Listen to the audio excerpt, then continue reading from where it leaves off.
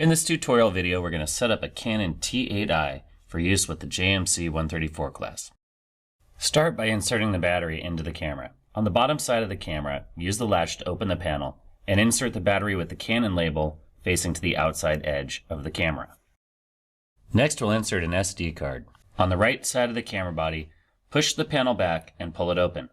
Then, insert the SD card with the label of the SD card facing the rear of the camera. Next, we'll make sure that the camera's autofocus is turned on by checking the switch on the lens and making sure it's set to AF, and we'll also make sure that the image stabilizer is turned on. In this class, we'll be using our camera in manual mode, which means we're going to need to set the program dial on the top of the camera to manual. Rotate the dial until the letter M lines up with the white line on the chassis of the camera. Next, we'll adjust some settings that are available from the camera's menu options. With the camera turned on, press the menu button located on the upper left side of the rear of the camera body. This will activate the menu on the rear display of the camera. There are 6 main menu tab groups, and each of those has subgroups with the different options for those groups. The name of the group is located on the upper right under the icons for the different tab groups. The tab with the camera icon is the shooting menu, and you can see Shoot displayed on the upper right of the screen. The number next to the name indicates which of the subgroups is active. To quickly navigate between the menu groups, press the Info button next to the menu button on the rear of the camera. This will allow you to move to the next group without having to navigate through the subgroups. You can press up or down on the quick command dial on the rear of the camera to move up and down between the options for each subgroup. You can also press right or left to move between each of the subgroups. Make sure that you have image quality selected first. Once you have that highlighted, press the Set button on the rear of the camera inside of the quick control dial. That will bring up the options for image quality. The top options for RAW are controlled by the main dial on the top of the camera.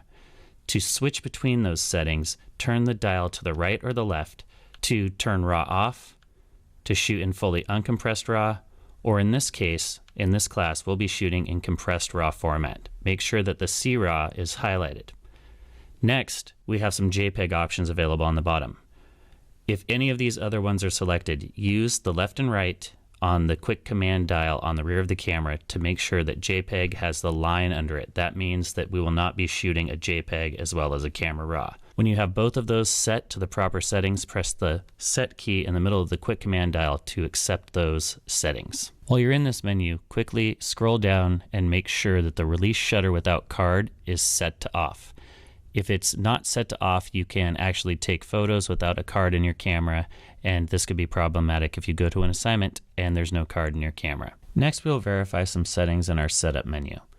Press the Info button until you highlight the setup menu group indicated by the wrench icon. Scroll down and verify that you have file numbering set to continuous. This makes it so the file number of the images you take will keep going up until you get to 9,999 before starting over. If you format your card after each assignment and it's not set to continuous, then the images will start over each time you format the card. To format your card, press down on the quick selection dial and then press the Set button to activate Format Card.